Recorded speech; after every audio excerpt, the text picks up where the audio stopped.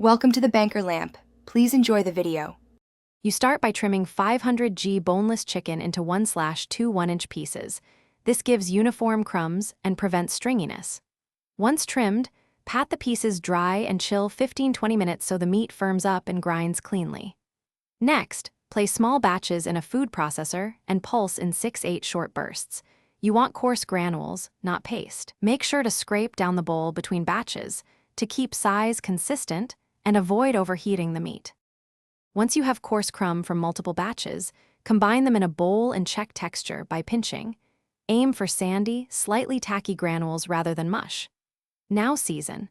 Add 1 tsp salt, 1/2 tsp pepper, and if desired 1 tsp dried herbs. Mix gently so you don't compress the crumbs. To verify both texture and flavor, fry a 1 teaspoon sample in a hot pan for 30-45 seconds. This tells you if you need more salt or a finer. You finish by spreading the seasoned crumbs on a rack and letting them air dry 20-30 minutes. This firms them for breading or mixing into recipes. Store in airtight containers. Refrigerate up to 2 days or freeze in 100g portions for later use. If your crumbs became pasty or clingy, make sure to separate and dry them briefly in a low oven at 100 degrees C for 8-10 minutes. Stirring once, this restores a crumbly texture without cooking through the meat.